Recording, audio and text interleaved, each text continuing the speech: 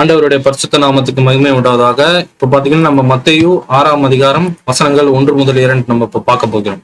மனுஷர் காண வேண்டும் என்று அவர்களுக்கு முன்பாக உங்கள் தர்மத்தை செய்யாதபடிக்கு எச்சரிக்கையாயிருங்கள்.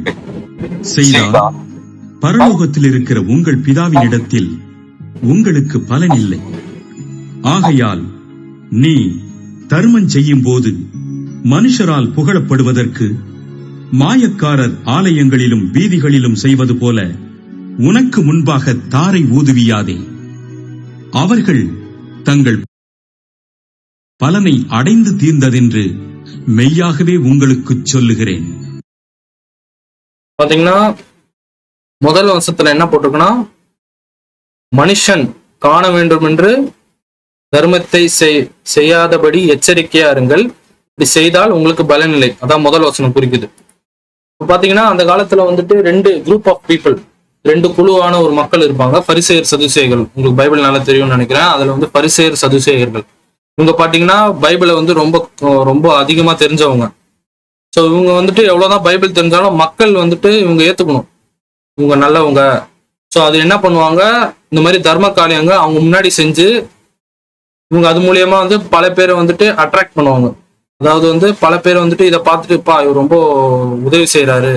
ஸோ அவங்களோட அந்த தர்மம் பார்த்தீங்கன்னா கிட்டத்தட்ட கடவுளுக்காக பண்ணல, அவங்க பேர் வந்துட்டு இன்னும் ஒரு பிரெஸ்டீஜியஸான ஒரு பேர் வரணும், சொசைட்டில வந்துட்டு நமக்குன்னு ஒரு தனி ஒரு பேர் வரும். கிட்டத்தட்ட வந்துட்டு அவங்க வந்துட்டு கடவுள் சொல்லி அவங்க செய்யல, இந்த தர்மம் செய்து மக்கள் எல்லாம் அவங்கள ஏத்துக்கணும், இந்த மாதிரி ஒரு பயங்கரமான ஆளு.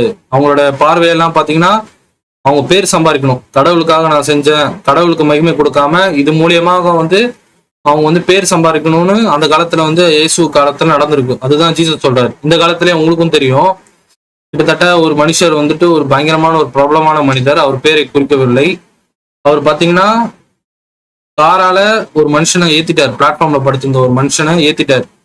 2 வருஷம் கழிச்சு அவர் ஒரு தர்மம் செஞ்சாங்க. செஞ்சுட்டு அது பாத்தீங்கன்னா எல்லா நியூஸ் மீடியாலையும் அதை பத்தி போட்டு அவங்க பேர் சம்பாரிச்சிட்டாரு. இவர் நல்ல மனுஷன் தான், நல்ல மனுஷன் தான், அது கார் ஆக்சிடென்ட் அப்படியே மறந்துட்டு அவர் நல்ல பேர் வாங்கணும் என்று அவர் செய்தார். ஸோ அதே மாதிரி நம்ம பொலிட்டிக்கல் பீப்புள் கூட பாத்தீங்கன்னா அவ்வளோ ஊழல் பண்ணியிருப்பாங்க. அந்த மனுஷர் பேரை நான் குறிக்க விரும்பல, அவ்வளோ ஊழல் பண்ணி ஒரு சின்ன ஒரு தர்ம செயல் பண்ணி ஃபுல்லா எல்லா நியூஸ் மீடியா மொத்தம் அட்வர்டைஸ்மெண்ட்ல எல்லாம் அதை போட்டு இது மூலியமாக அவர் நல்ல பேர் சம்பாதிக்கணும் என்ற ஒரு கொள்கையில் அவர்கள் செய்கிறார்கள். அப்படி செய்கிறவர்களுக்கு பலன் இல்லை. அதுதான் இந்த வசனம் குறிக்குது. நீ செய்றியா, கடவுள் சொல்லி இருக்கிறாரு, இல்ல நான் பண்றது வந்துட்டு நானா செய்யல, கடவுள் சொல்லி, இல்லைன்னா கடவுள் மகிமைப்படட்டும், அந்த ஒரு குறிக்கோளோட நீ செஞ்சினா உனக்கு பலன் இருக்கு. ஆனா வந்துட்டு நீ வந்து நான் வந்து மனுஷனை வந்துட்டு அட்ராக்ட் பண்ணணும், மனுஷனை வந்து நான் ஏற்கணும், நான் பண்றது மூலியமா பல பேர் வந்துட்டு நான் நல்ல மனுஷன் நான் சொசைட்டில சொல்லணும், அதுக்காக நீ பண்ணினா இந்த பலன் இல்லை. நீ பண்ண போற தர்ம செயல் கடவுளுக்காக, கடவுள் மகிமைக்கா, இல்ல உன் நாம மகிமைக்கா? அதுதான் அந்த வேதம் வசனம் குறிக்கிறது. மனுஷன் காண வேண்டும் என்று நீ தர்மம் செய்தினா அதுக்கு பலன் இல்லை. அதுதான் வசனம் 1 குறிக்குது. 2வது வசனத்தை பாத்தீங்கன்னா, மாதிரி நீங்க தர்மம் செய்யும் போது வீதிகளிலும் ஆலயங்களிலும் உனக்கு முன்பாக தாரை ஊதுவியாதே. கிட்டத்தட்ட பாத்தீங்கன்னா தார் பாத்தீங்கன்னா ட்ரம்பட்.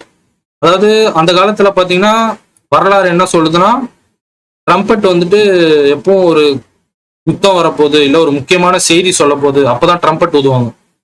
தர்மம் செய்யும் போது ட்ரம்பட் ஊத மாட்டாங்க. ஜீசஸ் என்ன சொல்றாங்கன்னா, கிட்டத்தட்ட அந்த மாதிரி பண்ணாத, ட்ரம்பட் ஊதும் போது என்ன ஆகும், மக்கள் எல்லாம் ஏற்பாவாங்க, ஐயோ ஏதோ ஒரு விஷயம் சொல்ல போறாங்க, இல்ல ஒரு யுத்தம் வரப்போகுது, இல்ல ஒரு கஷ்டமான ஒரு நிகழ்வு இப்போ இந்த நாட்டுக்கு நடக்க போகுது, அப்பதான் இந்த எக்காலம் ஊதப்படும். ஸோ கிட்டத்தட்ட எக்காலங்கிறது வந்து மக்களை வந்துட்டு எல்லாரும் ஒரு திசைக்கு கொண்டு வருது. ஒரு எக்காலம் ஊதும் போது எல்லாரோட கவனமும் அந்த எக்காலம் மேலதான் இருக்கும். ஸோ நீ வந்துட்டு தர்மம், அதாவது 2வது வசனத்துல செய்யற அந்த தர்மம் வந்துட்டு எக்காலம் மாதிரி நீ ஊதி மத்தவங்க உன்னை பார்க்கணும், அதுக்காக நீ செய்யாத, அப்படின்னு தான் வந்துட்டு இந்த 2வது வசனம் குறிக்குது. ஏன்னா அந்த ட்ரம்பட் பாத்தீங்கன்னா தர்மம் செய்யும் போது யாருமே ட்ரம்பட் ஊத மாட்டாங்க. ஜீசஸ் வந்துட்டு ஒரு ஓமையை கொடுக்குறாரு. அதாவது ட்ரம்பட்டுங்கிறது பாத்தீங்கன்னா அது ஒரு சவுண்ட். அந்த சவுண்ட் பாத்தீங்கன்னா இருக்கிற அந்த நாட்டுல இருக்கிற எல்லா மக்களும் அந்த சவுண்டு கேட்டோன்னா அவங்களுக்கு புரிஞ்சிடும், ஓகே அவங்களோட கவனம் எல்லாம் அந்த எக்காலம் மேலதான் இருக்கும். ஸோ அது மாதிரி இந்த தர்ம செயல் பண்ணி நீ மற்றவங்களோட அந்த ஏற்பை நீ ஏற்காத, மத்தவங்களோட கவனம் எல்லாம் இந்த தர்ம செயல் நான் பண்ணிட்டேன், எல்லாரும் என்ன பார்க்கணும், அது மாதிரி செய்யாத அப்படின்னு போட்டிருக்கு. ஆனா இப்போ இந்த காலத்துல இது பொருந்துமா? இந்த காலத்துல நம்ம செல்போன் வச்சிருக்கிறோம். இந்த காலத்தை பாத்தீங்கன்னா கிட்டத்தட்ட எல்லாருக்கிட்டையும் செல்போன் இருக்கு. அதுவும் இப்போ ரீசெண்டா பாத்தீங்கன்னா என் ஃப்ரெண்டு ஒருத்தன் பர்த்டே வந்து ஃபங்க்ஷன், பர்த்டே அவனுக்கு, அவன் வந்து சொன்னா இந்த மாதிரி நான் பர்த்டே அன்னைக்கு நான் முடிவு பண்ணியிருக்கிறேன், அந்த மாதிரி ஒரு 50 குழந்தைங்க, ஏழை குழந்தைங்களுக்கு நான் சாப்பாடு போட போறேன். ஓகேடா, நல்ல விஷயம் தான் நானும் சொன்னேன். அப்புறம் பாத்தீங்கன்னா ஒரு பர்த்டே முடிஞ்சு அவன் 12 o'clock பாத்தீங்கன்னா வாட்ஸ்அப் ஸ்டேட்டஸ்ல ஃபுல்லா போட்டிருக்கிறான், எல்லாரும் பாக்குறாங்க. ஸோ கிட்டத்தட்ட வசனம் சொல்ற மாதிரி தானே இதுவும் அவன் பண்றான். கிட்டத்தட்ட அந்த காலத்துல வந்துட்டு மற்றவங்க பேரு, அவன் பேர் நல்லா சம்பாதிக்கணும்னு அவன் உதவி செஞ்சு அவன் மற்றவங்க கிட்ட அவன் வந்து பேர் நல்லா சம்பாதிக்கிறான். இந்த காலத்துல வந்து பாத்தீங்கன்னா அவன் அந்த உதவி செஞ்சு ஒரு போட்டோ எடுத்து வீடியோ எடுத்து அது அவனோட வாட்ஸ்அப்லயோ இல்லை ஃபேஸ்புக்லயோ மற்ற சோஷியல் மீடியால போட்டு மக்கள் எல்லாம் பாக்குறாங்க. அப்போ அதுவும் இது ஒண்ணு தானே? அப்போ தப்பா? ஆனா அவன்கிட்ட கேட்டீங்கன்னா அவன் என்ன சொல்றான்னா, நான் இப்ப பண்ணது வந்துட்டு இதை பார்த்து பல பேர் வந்துட்டு அந்த அந்த அந்த இன்ஸ்டியூட், அதாவது அந்த தர்மம் செய்யற அந்த இடத்துக்கு போயிட்டு அவங்களும் இதே மாதிரி சாப்பாடு கொடுப்பாங்க, இந்த மாதிரி என் பர்த்டேக்கு பண்ண மாதிரி நானும் பண்ணணும், என் ஃப்ரெண்டு பண்ண மாதிரி நானும் பண்ணணும், அதுக்காக தான் நான் போட்டேன், வேற எந்த என் பேரு மகிமைக்காக போடல. ஸோ அப்படின்னு அவன் சொல்றான். ஸோ இப்போ பைபிள் வந்துட்டு அந்த காலத்துல எழுதப்பட்டதா? ஏன்னா அந்த காலத்துல அப்படி இருக்கு. ஆனா இந்த காலம் பாத்தீங்கன்னா மாறிச்சு. ஏன்னா செல்ஃபி வச்சு எல்லாருமே இப்போ என்ன நடந்தாலும் செல்ஃபி கேமரா வச்சு ஒரு போட்டோ எடுத்து ஒரு சோஷியல் மீடியால போட்டுறாங்களே. அப்போ ஆனா வந்து வசனம் என்ன சொல்லுதுன்னா, மனுஷன் காணவே கூடாது, நீ தர்மம் செய்யற விஷயம் அவங்களுக்கு தெரியவே கூடாது அப்படின்னு தானே முதல் 2 வசனங்களை நம்ம பாக்குறோம். அப்போ கிட்டத்தட்ட அப்போ பைபிள் வந்துட்டு அந்த காலத்துக்கு மட்டும்தான் பொருந்துமா, இந்த காலத்துக்கு பொருந்தாதா? ஸோ அதுக்கான விடை பாத்தீங்கன்னா 2வது வசனத்திலே இருக்கு. பாருங்க, முதல் வசனத்துல மனுஷன் காண வேண்டும் என்று உங்கள் தர்மத்தை செய்தால் உங்களுக்கு கிடைக்காது. 2வது வசனத்தோட பாதி பாத்தீங்கன்னா தர்மம் செய்யும் போது எக்காலத்தை, அதாவது தாரை ஊதுவையாதே. அதுக்கப்புறம் அந்த ரிமைனிங் வேர்ஸ்ல பாத்தீங்கன்னா அவர்கள், யாரு இந்த தாரை ஊதியவர்கள், அவர்கள் தங்கள் பலனை அடைந்தார்கள், உங்களுக்கு மெய்யாகவே சொல்கிறேன். கிட்டத்தட்ட பாத்தீங்கன்னா அவங்க என்னதான் ஊதிந்தாலும் கிடைக்கும்னு போட்டிருக்காங்க. ஆனா முதல் வசனத்துல பாத்தீங்கன்னா மனுஷனே காணக்கூடாது. அப்போ 2வது வசனம் ஏன் இப்படி கூறுது? ஏன்னா 2வது வசனம் பாத்தீங்கன்னா கிட்டத்தட்ட இது ஃபியூச்சர்ல இப்படி ஒண்ணு நடக்க போகுது. எப்படி ட்ரம்பட்டுங்கிறது அந்த காலத்து மக்களுக்கு தெரியும். ட்ரம்பட்டுங்கிறது எல்லாரோட அந்த அட்டென்ஷனும் அந்த ட்ரம்பட் மேலதான் போகும். ஒருத்தர் எக்காலத்தை ஊதுனா எல்லாரோட கவனமும் கிட்டத்தட்ட வந்துட்டு அந்த எக்காலத்தோட அந்த சத்தம் என்ன நடக்க போகுது அப்படின்னு தான் பார்ப்பாங்க.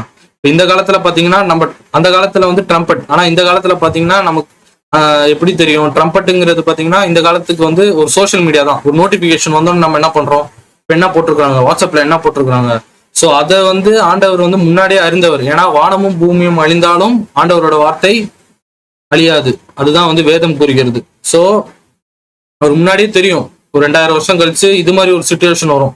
எல்லாருக்கிட்டும் செல்ஃபி கேமரா இருக்கும், அவங்க வந்து மனுஷருக்கு உதவி செய்வாங்க, அதை போட்டுட்டு பல பேருக்கு வந்து இது மூலியமாக ஹெல்ப் நடக்கும். ஆனா அந்த காலத்துல அப்படி இல்லை. மனுஷனுக்கு வந்துட்டு அவன் பேர் சம்பாதிக்கணும் தான் அவன் பண்றான். ஆனா இந்த காலத்துல பாத்தீங்கன்னா ஒரு சில பேர் வந்துட்டு மனுஷன் முன்னாடி பேர் சம்பாதிக்கணும்னு இருக்கிறாங்க. ஆனா வந்து ஒரு சில பேர் பாத்தீங்கன்னா இந்த மாதிரி செல்ஃபில போட்டோ எடுத்து நம்ம இது மூலியமாக பல பேர் வந்து இந்த பசங்களுக்கு உதவி செய்யணும், இல்ல இந்த இன்ஸ்டியூட்டுக்கோ இல்ல இந்த தர்மம் செய்யற இந்த இடத்துக்கு அவங்க வந்து உதவி செய்யணும், அந்த ஒரு இன்டென்ஷன்ல அவங்க பண்றாங்க. சோ அது ஆண்டவர் முன்ன இருந்ததுனால்தான் அவர் சொல்றாரு, நீ தாரை ஊதிவையாதாக அவர்கள் தங்கள் பலனை அடைந்து தீர்ந்தார்கள் என்று மெய்யாகவே உங்களுக்கு சொல்கிறேன். சோ அதுக்காக தான் ஆண்டவர் வந்துட்டு இந்த மாதிரி ஒரு வசனத்தை வந்துட்டு அவர் சொல்லியிருக்கிறாரு. ஏன்னா வந்து முதல் வசனத்தை பாத்தீங்கன்னா நீங்க நல்லா பாருங்க, மனுஷன் காண வேண்டும் என்று நீ தர்மம் செய்தாலே அவள் தான் உனக்கு பலன் இல்லை. ஆனா 2வது வசனத்தை பாத்தீங்கன்னா நீ தாரை ஊதுவது, கிட்டத்தட்ட வந்துட்டு எல்லாரும் அந்த போக்கஸ் எல்லாம் அந்த ஆள் மேலதான் போகும். தாரை ஊதும் போது எப்படி எல்லாரோட போக்கஸும் அந்த ட்ரம்பட் மேல போதும், அதே மாதிரி இந்த தர்மம் செய்யும் போது போக்கஸ் போகும். ஆனா அவங்களுக்கு பலன் கிடைக்கும். ஏன்னா வந்துட்டு இது வந்துட்டு ஃபியூச்சர் ஆளுங்களுக்கு. 2வது வசனம் பாத்தீங்கன்னா இந்த ஒரு காலம் வரும், அப்போ இந்த மாதிரி தாரை ஊதுற மாதிரி ஒரு டெக்னாலஜி வரும். எப்படி அந்த காலத்துல ட்ரம்பட், அந்த காலத்து மக்களுக்கு புரியும், ட்ரம்பட்னா எல்லாருக்குமே வந்துட்டு அந்த ஏற்பு போகும். இந்த காலத்துல பாத்தீங்கன்னா சோஷியல் மீடியா தான். ஏன்னா சோஷியல் மீடியால ஒரு விஷயம் போட்டா லட்சக்கணக்கான பேர் பார்ப்பாங்க. உங்களுக்கே தெரியும், ஃபேஸ்புக் இல்ல ட்விட்டர் இல்லைன்னா யூடியூப் இல்லைன்னா வாட்ஸ்அப், இந்த மாதிரி சோஷியல் மீடியா. ஸோ இந்த ஒரு இந்த ஒரு விஷயத்தை வச்சுதான் ஆண்டவர் வந்துட்டு அப்பயே கட்டளை எடுக்கிறார். ஏன்னா அவரோட வார்த்தை எப்பவும் மாறாது. வானமும் பூமியும் அழிந்தாலும், வெறும் இன்னைக்கு நாளைக்கு இல்ல, 2000 வருஷம் இல்ல, 3000 வருஷம் இல்ல, இந்த பூமி அழியிற வரைக்கும் அவர் வார்த்தை மாறாது. சோ அந்த ஞாபகத்தை வச்சுதான் இந்த குடிமகன் கிட்ட சொல்றாங்க, அப்படி நீ பண்ணாலும் நீ எந்த இன்டென்ஷன்ல பண்ற, மனுஷன் காண வேண்டும், என் பேர் சம்பாதிக்கணும் அந்த இன்டென்ஷன்லயா, இல்ல நான் வந்துட்டு மத்தவங்க இது மூலியமாக ஹெல்ப் ஆகும் அந்த இன்டென்ஷன்லயா? சோ கடவுள் தெரிஞ்சதுனால தான் இந்த விஷயத்த அவர் சொல்றாரு. சோ உங்களுக்கு புரிஞ்சிருக்கும்னு நான் நினைக்கிறேன். நம்ம வசனங்கள் 3ம் 4ம் இப்ப பார்க்க போகிறோம். மத்தேயு 6:3-4. மத்தேயு 6:3-4. நீயோ தர்மம் செய்யும் போது உன் தர்மம் அந்தரங்கமாய் இருப்பதற்கு உன் வலதுகை செய்கிறதை உன் இடதுகை அறியாதிருக்க கடவது. அப்பொழுது அந்தரங்கத்தில் பார்க்கிற உன் பிதா தாமே உனக்கு வெளியரங்கமாய் பலனளிப்பார். இப்ப பாத்தீங்கன்னா 3-4 இப்ப பார்த்தோம். இது பாத்தீங்கன்னா ஒரு உவமை. 3வது வசனம் பாத்தீங்கன்னா ஒரு உவமை. கிட்டத்தட்ட வந்துட்டு நீ தர்மம் செய்யும் போது உனது வலது கை செய்கிறது இடது கை அறியாது இருக்கக்கூடாது. அதாவது கிட்டத்தட்ட பாத்தீங்கன்னா நம்ம இப்போ ரைட் ஹேண்ட்ல தர்மம் செய்யறோம், அது வந்து கிட்டத்தட்ட லெஃப்ட் ஹேண்ட் கண்டிப்பா இது வந்து சாத்தியமே இல்லை. ஏன்னா ரைட் ஹேண்ட் செய்யறது வந்து லெஃப்ட் ஹேண்ட் கண்டிப்பா ஒரு விஷயம் தெரியும் தான். இது ஒரு ஊமை மாதிரி. அந்த மாதிரி நீ சீக்கிரட்டா இருக்கணும். நீ இப்ப குடுக்கறனா அடுத்த செகண்டே செல்ஃபி போட்ட ஓகே, ஆனா நீ நல்ல இன்டென்ஷன்ல போட்டினா பரவாயில்ல. ஆனா ஒரு கெட்ட இன்டென்ஷன், அதாவது வந்துட்டு இது மூலியமாக என் பேரு நல்லா ஆகும், இல்லைன்னா வந்துட்டு நான் வந்து ஒரு பொண்ணை லவ் பண்றேன், எப்படியாவது வந்துட்டு இந்த போட்டோவை பார்த்தா எனக்கு இது மூலியமாக அந்த பொண்ணு என்ன ஏற்கணும், அந்த மாதிரி ஒரு சிந்தையில நீ இருக்கக்கூடாது. ஸோ ஒரு ஓமையா அவர் குடிக்கிறார். இது வந்துட்டு பாத்தீங்கன்னா அது ஒரு ஓமை. இது வந்து நம்ம வந்து லிட்டரலா எடுக்கக்கூடாது. அப்பனா வலது கையை வெட்டிட்டு இடது கையில கொடுக்கணுமா, அது மாதிரி ஒரு சில பேர் யோசிப்பாங்க. இல்ல, இது ஒரு ஓமை. ஏன்னா அந்த ஓமையை வந்து பாத்தீங்கன்னா அந்த மாதிரி சீக்கிரட்டா இருக்கணும். நீ ரைட் ஹேண்ட்ல கொடுக்கறது லெஃப்ட் ஹேண்டு நீ எவ்வளவு முடியுமோ சீக்கிரட்டா வை. அந்த காலத்து மக்களுக்கு, இந்த காலத்துல அப்படி நடந்தா கூட நீ தாரை ஊதுனா கூட நீ எந்த இன்டென்ஷன்ல ஊதுற, ஏன்னா கடவுள் வந்துட்டு உன்னோட இருதயத்தை அறிந்தவர். அதுதான் 3வது வசனம் குறிக்குது.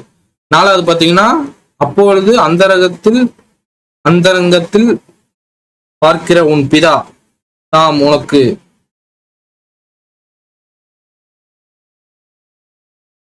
வெளியரங்கமாய் பலனளிப்பார். ஸோ ஏன்னா வந்து ஃபாதர் பாத்தீங்கன்னா காட் வந்து யாராலையும் பார்க்க முடியாது. No one has seen God. நம்ம யாருமே கடவுளை பார்க்க முடியாது, நம்ம ஃபீல் தான் பண்ணியிருப்போம் அவர், ஆனா யாராலையும் பார்க்க முடியாது. ஸோ நீ பண்ற சீக்ரெட் விஷயம் அவரும் சீக்ரெட்டா தான் இருக்கிறார். எல்லா விஷயமும் அவர் பாக்குறாரு. நீ பண்றது, நீ எந்த இன்டென்ஷன்ல பண்ற, நீ எந்த ஒரு கொள்கையை வச்சு நீ இந்த தர்மம் பண்ற. ஸோ நீ நல்ல விஷயமா பண்ணினா எப்படி நீ எவ்வளவு முடியுமோ சீக்கிரட்டா என்னோட நாம மகிமைப்படக்கூடாது, இது மூலியமாக இல்ல பல பேருக்கு உதவியா இருக்கணும், அந்த ஒரு இன்டென்ஷன் இருந்தீங்கன்னா சீக்கிரட்டா இருக்கிற அந்த தேவன் உனக்கு உதவி செய்வார். ஏன்னா அவரை நம்மளால பார்க்க முடியாது. ஸோ அதுதான் வந்துட்டு மத்தேயு 6:3-4 இப்போ குறிக்குது. பாத்தீங்கன்னா வசனங்கள் 5-6 நம்ம பார்க்க போகிறோம். மத்தேயு 6:5-6. அன்றியும் நீ ஜெபம் பண்ணும் போது மாயக்காரரை போலிருக்க வேண்டாம். மனுஷர் காணும்படியாக அவர்கள் ஜெப ஆலயங்களிலும் வீதிகளின் சந்திகளிலும் நின்று ஜெபம் பண்ண விரும்புகிறார்கள். அவர்கள் தங்கள் பலனை அடைந்து தீர்ந்ததென்று மெய்யாகவே உங்களுக்கு சொல்லுகிறேன். நீயோ ஜெபம் பண்ணும் போது உன் அறை வீட்டுக்குள் பிரவேசித்து உன் கதவை பூட்டி அந்தரங்கத்தில் இருக்கிற உன் பிதாவை நோக்கி ஜெபம் பண்ணு. அப்பொழுது அந்தரங்கத்தில் பார்க்கிற உன் பிதா வெளியரங்கமாய் உனக்கு பலனளிப்பார். பாத்தீங்கன்னா 5-6 பாத்தீங்கன்னா பிரேயரை பத்தி சொல்லுது.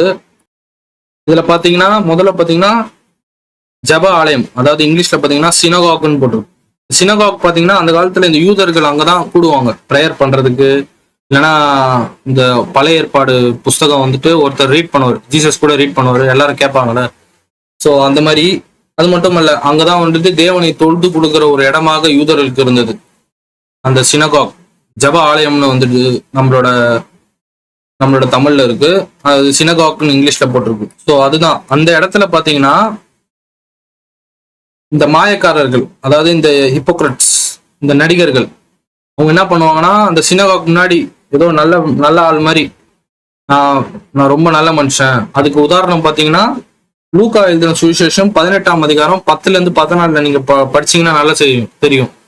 10-14 லூக்கா 18 10-14 பாத்தீங்கன்னா இந்த பரிசேயர்கள் ஒரு ஜோம் பண்ணுவாங்க. இந்த மாதிரி நான் திருடனோ இல்ல கெட்டவனோ இல்ல இந்த மோசமான வேலை செய்கிறவங்களோ அவங்கள மாதிரி இல்ல வரி வசூலிக்கிற மாதிரி கூட இல்ல, நான் கரெக்டா என்னோட தசம பாகத்தை கொடுக்குறேன், 2 வாட்டி நான் ஃபாஸ்டிங் பண்றேன், நான் ரொம்ப நல்லவன், அப்படி ஜோம் பண்றாங்க. இந்த மக்கள் எல்லாம் இந்த சினகாக் முன்னாடி எல்லாரும் கேட்கிற மாதிரி. அப்போ வந்துட்டு அங்க இருக்கிற மக்கள் எல்லாம், ஓ இவன் நல்ல மனுஷன், அந்த மாதிரி நீ பண்ணாத. ஏன்னா அது வந்து யார் பண்ணுவாங்க, இந்த மாதிரி மாயக்காரர்கள் தான். நாங்க எந்த பாவமும் செய்யல, நான் மத்தவங்கள மாதிரிலாம் கிடையாது, நான் ரொம்ப நல்லவன், நான் வந்துட்டு 2 வாட்டி நான் வந்துட்டு வாரத்துல 2 வாட்டி நான் வந்து ஃபாஸ்டிங் எடுப்பேன், அது மட்டும் இல்ல 10ல் ஒரு பங்கு கொடுப்பேன். அவனோட பெருமை தான் அவன் சொல்றான் பிரேயர்ல. கடவுளையும் மகிமைப்படுத்தல, யாரையும் மகிமைப்படுத்தல, அவனோட மகிமைக்காக கத்தி. ஏன்னா வந்துட்டு நம்ம கத்தி பிரேயர் பண்றது ஒன்றும் தப்பு இல்லை. ஏன்னா ஜீசஸே நிறைய வாட்டி கத்தி பிரேயர் பண்றாங்க, அது ஒன்றும் தப்பு கிடையாது. ஆனா அவனோட பிரேயர் எப்படி இருக்குன்னா, அவனை மகிமைப்படுத்தலாம், கடவுளை மகிமைப்படுத்தல. அவன் பாவினும் அவன் அறிக்கை இல்லை, நான் மகிமை பண்ணணும் எல்லாரும் முன்னாடியும், அந்த மாதிரி பண்ணக்கூடாது. 2வது பாத்தீங்கன்னா தெருவுல, ஸ்ட்ரீட் கார்னர்ஸ்ல, அதாவது பாத்தீங்கன்னா இந்த தெருவுல வந்துட்டு பிரேயர் பண்றாங்க. இந்த தெருவுல பாத்தீங்கன்னா கிட்டத்தட்ட நம்ம யோவான் 9ல் பாத்தீங்கன்னா ஒரு பிளைண்ட் மேன், அதாவது கண்ணு தெரியாத ஒரு குருடனுக்கு வந்து ஆண்டவர் வந்துட்டு சுகத்தை கொடுப்பார். அப்போ அந்த யூத ஆளுங்க வந்துட்டு கூப்பிடுவாங்க, கூப்பிட்டுட்டு உனக்கு எப்படி சுகம் கிடைச்சது? அப்போ அவர் சொல்லுவார், ஜீசஸ் தான் என்ன சுகம் கொடுத்தாரு, நீ அப்படி சொன்னீங்கன்னா நான் உன்னை வந்துட்டு இந்த ஜப ஆலயம், இந்த சினகாக்கை விட்டு தூக்கிடுவேன் அப்படின்னு அவங்க வந்துட்டு கட்டளையிடுவாங்க. அவன் ஒத்துக்க மாட்டான். அதனால அவன் வந்துட்டு அந்த ஜப ஆலயத்திலேருந்து அவனை தூக்கி விடுவாங்க. ஸோ அவன் வந்துட்டு இனி அந்த இடத்துக்கு போக முடியாது. அப்போ அவன் எங்க போவான்? அந்த சினகாக், அந்த ஜப ஆலயத்தை விட்டு வெளியே தான் இருக்கணும். கிட்டத்தட்ட அந்த தெரு முனை, ஸ்ட்ரீட் கார்னர்ல தான் இருக்கணும். அங்க பாத்தீங்கன்னா இந்த ஃபால்ஸ் ப்ராஃபிட்ஸ் எல்லாம் வந்துட்டு அவங்களோட பெருமை, நான் கடவுளால் அறியப்பட்டவன் அப்படின்னு இந்த கள்ள தீர்க்கதரிசிங்க எல்லாரும் முன்னாடியும். இப்ப இந்த தெரு முனையில வந்துட்டு இந்த ஒதுக்குனவங்க தான் அங்க நிப்பாங்க. ஏன்னா அவங்க வந்துட்டு அலோவ் பண்ணல, எப்படி இந்த குருடனை அலோவ் பண்ணலையோ அதே மாதிரி வந்துட்டு இந்த யூத அந்த அத்தாரிட்டி அவங்க வந்துட்டு ஒதுக்கி வச்சிருப்பாங்க ஒரு சில மக்களை. அவங்க வந்துட்டு அந்த ஜப ஆலயத்துக்கு போக முடியாதனால அவங்க வந்துட்டு அந்த தெரு முனையில தான் நிற்பாங்க. அவங்கள கவர்றதுக்கு ஒரு கள்ள தீர்க்கதரிசி வந்துட்டு அவனோட ஜபம் எப்படி இருக்குன்னா, நான் வந்து ரொம்ப நல்லவன், கடவுளால் அனுப்பப்பட்டவன், என்னை ஏற்றுக்கொள்கள். ஸோ அது மாதிரியும் இருக்காத. ஏன்னா வந்துட்டு நீ வந்து மனுஷன் காண வேண்டும் என்று தான் அந்த விஷயத்த பண்றேன். அதுக்கு வந்து ஜீசஸ் என்ன சொல்றான்னா, நீ அப்படி பண்ற, உனக்கு அதுக்கான ரிவார்டு இருக்கு. ஆனா ஒரு உண்மையான குனிமகன் எப்படி இருக்கும்னா, இது மாதிரி பண்ணக்கூடாது. மத்தவங்க புகழ்றதுக்காக ஜெபம் பண்றது, நான் பண்றது பாத்தீங்கன்னா பெருமை. அந்த பரிசேயர் கதையை பாத்தீங்கன்னா லூக்கா 18ல் போட்டிருக்கு. அவன் பெருமையா சொல்றான், நான் எந்த பாவமும் செய்யல, மத்தவங்க மாதிரி இல்ல, நான் கரெக்டா என் வேலையை பண்றேன், அந்த மாதிரி இருக்கக்கூடாது, உன்னை நீயே தாழ்த்த வேண்டும். அப்படிதான் வந்துட்டு இந்த வசனம் குறிக்குது. இப்ப 6வது வசனம் பாத்தீங்கன்னா கிட்டத்தட்ட ஜீசஸ் வந்து சொல்றாரு, நீ வந்துட்டு ஒரு ரூமுக்குள்ள போயிட்டு டோரை க்ளோஸ் பண்ணி ஜெபம் பண்ணு. இப்போ இங்கதான் நமக்கு சந்தேகம் வரும், என்ன இது சினகாகுங்கிறது ஜெபம் பண்ற இடம், அங்க பண்றது தப்பு ஒன்றும் இல்லை, ஆனா சரி மாயக்காரர்கள் மாதிரி பண்ணக்கூடாது. ஆனா என்ன இருட்டு ரூம்ல போய் பண்ண சொல்றாரு? ஏன்னா வந்து வசனம் சொல்லுது, எங்கோ 2-3 பேர் கூடினால் நான் அங்க இருப்பேன் என்று. இப்ப என்ன இருட்டு ரூம்ல போக சொல்றாரு? இதுக்கு என்ன அர்த்தம்? ஸோ இப்ப நம்ம அதுக்காக அர்த்தம் நம்ம இப்ப பார்க்க போகிறோம். இந்த வசனத்துல பாத்தீங்கன்னா கடவுள் வந்துட்டு எங்க இருக்கிறாரு? அந்தரங்கத்தில் பார்க்கும் உன் பிதா. ஸோ ஜீசஸ் வந்து என்ன சொல்றாருன்னா, அந்த காலத்துல பாத்தீங்கன்னா ஒண்ணு சினகாக் ஜப ஆலயங்களை தான் போய் ஜோம் பண்ணுவாங்க. அங்க அலோவ் பண்ணலையா தெருமுனைக்கு வந்து ஜோம் பண்ணுவாங்க. அதுவும் அலோவ் பண்ணலையா ரூம்குள்ள ஃபேமிலியா உட்காந்துட்டு ஜோம் பண்ணுவாங்க. இங்க நான் ஸ்கிரீன்ல காட்டுறேன் பாருங்க. ஸ்கிரீன்ல வந்து பாத்தீங்கன்னா யூதர்கள் வந்துட்டு ஃபேமிலி, சினகாகு, தெருமுனை, அதையும் தாண்டினா ஒரு வீட்டு ரூம்குள்ள. ஆனா வந்துட்டு இந்த தனியா வந்துட்டு ஜோம் பண்றது பாத்தீங்கன்னா குடிமகனுக்கு சொல்றாங்க. ஏன்னா வந்துட்டு உன் பிதா வந்துட்டு அவங்க இருக்கிற இடமே தெரியாது, ஆனா அவர் எல்லாமே அறிந்தவர். நீ எங்க இருந்தாலும் உன்னோட பிரேயர் கேட்கப்படும். நீ சினகாகுல போயிட்டு தான் பிரேயர் பண்ணணும் இல்ல, நீ தெருமுனையில போயிட்டு தான் பிரேயர் பண்ணணும் இல்ல நீ ஒரு வீட்டுக்குள்ளதான் நீ பிரேயர் பண்ணணும் இல்ல, நீ டோரை கூட க்ளோஸ் பண்ணு, அங்க கூட உன் பிரேயர் ஏத்துக்கப்படும். ஏன்னா பிதா வந்துட்டு நீ எப்படி சீக்கிரட்டா ஜோம் பண்ணணும்னு பாக்குற, அதே மாதிரிதான் பிதா வந்துட்டு சீக்கிரட்டா இருக்கிறார். இது பாத்தீங்கன்னா இது மறுபடியும் ஒரு ஓமை. நிறைய பேர் பாத்தீங்கன்னா இது தப்பா எடுத்துப்பாங்க. ஓ நம்ம வந்து டோரை க்ளோஸ் பண்ணிட்டு ப்ரேயர் பண்ணணும், இல்லைன்னா வந்து நம்ம சர்ச்சுக்கு போக தேவையில்ல, நம்ம வந்து டோரை க்ளோஸ் பண்ணி ப்ரேயர் பண்ணி முடிச்சிட்டாலே போதும், அதுவே சர்ச்சு தான். அப்படி இல்லை. கிட்டத்தட்ட பாத்தீங்கன்னா ஒரு ஓமை. எப்படி வந்துட்டு கடவுள் வந்துட்டு நம்ம அறியாத ஒரு இடத்துல கடவுள் இருக்கிறாரோ, நீ கூட டோரை மூட்டு அறியாத இடத்துல இருந்தா கூட உன் பிரேயர் ஏற்றுக்கொள்ளப்படும். நீ வெறும் சினகாக்கு தான் போயிட்டு, அதாவது ஜப ஆலயத்துல போய் தான் நீ ஜெபம் பண்ணாதான் உன் ஜபம் ஏற்றுக்கப்படும், தெருமுனையில போனாதான் ஏற்றுக்கப்படும். அப்படி கிடையாது. நீ போய் உன் டோரை க்ளோஸ் பண்ணு, லைட் எல்லாம் ஆஃப் பண்ணிட்டு நீ ஜெபம் பண்ணு, அப்ப கூட உன் பிரேயர் கடவுள் கேட்பாரு. நீ வந்துட்டு சினகாக்குல போயிட்டு உன்னை நீயே பெருமைப்படுத்தி அந்த மாதிரி பிரேயர் பண்ணணும்லாம் அவசியம் இல்லை. உனக்கு அந்த ரிவார்ட் கிடைக்கும், ரிவார்ட் இல்லைன்னு சொல்றல. ஆனா கடவுள் என்ன சொல்றாருன்னா, ஒரு குடிமகன் நீ வெறும் ஐயோ நான் வந்து இங்க பண்ணாதான் ஜெபம் வரும், இல்ல அங்க பண்ணாதான் எனக்கு ஜெபம் ஏற்றுக்கப்படும், அப்படி கிடையாது. ஏன்னா வந்துட்டு அந்த காலத்து யூதர் மக்கள் பாத்தீங்கன்னா அவங்க வந்து முக்காவாசி ஜப ஆலயங்கள் அந்த சினகாவுக்கு தான் போவாங்க. ஸோ அவங்களுக்கு தான் மெயினா அவர் சொல்றாரு. அதே மாதிரி இந்த காலத்துலயும் பாத்தீங்கன்னா நிறைய பேர் வந்து பாத்தீங்கன்னா இந்த கொரோனா வரும்போது ஐயோ நான் எப்படி ஜெபிக்க போறேன், நான் வந்து ஜப ஆலயத்துக்கு போக முடியலையே. அப்ப அந்த டைம்ல பாத்தீங்கன்னா எல்லாரும் குவாரண்டைன்ல இருந்தாங்க. யாரா இப்போ கொரோனா வைரஸ் வந்துச்சுன்னா அவங்க எங்கேயும் போக முடியாது. நீ ஒரு ரூம்லயே ஜோம் பண்ணு, பரவாயில்ல, கடவுள் கேட்பாரு. நீ 4 பேர் முன்னாடி நீ ஒன்னா ஜோம் பண்ண முடியாது, ஏன்னா கொரோனா வைரஸ் வந்ததுனால நீ வந்துட்டு அவங்க முன்னாடி நீ உட்கார முடியாது, நீ தனியா ஒரு ரூம்ல தான் இருக்கும். நீ அங்க ஜோம் பண்ணாலும் உன் பிரேயர் ஏற்றுக்கொள்ளப்படும். அதுதான் குறிக்குது. இது பாத்தீங்கன்னா ஒரு ஓமை. நிறைய பேர் இதை தப்பா எடுத்துட்டு இது இப்படிதான் பண்ணணும், இனி நம்ம சர்ச்சுக்கு போக தேவையில்ல, டோரை மூடிக்கிட்டு பிரேயர் பண்ணி வெளியே வந்துட்டா போதும், ஏன்னா கடவுள் சொல்றாரு. அப்படி இல்லை, இது ஒரு ஓமை. நீ எங்க போய் பண்ணாலும் கடவுள் பார்க்க தான் போறாரு. நீ டோரை க்ளோஸ் பண்ணி கூட இரு, கடவுள் பார்ப்பாரு. அதான் ஜீசஸ் சொல்றாரு. உங்களுக்கு இந்த வசனம் புரிஞ்சிருக்கும்னு நினைக்கிறேன். இப்போ வந்து 7வது வசனம் பார்க்க போகிறோம். மத்தேயு 6:7-8 2 வசனமா பார்த்தோம்.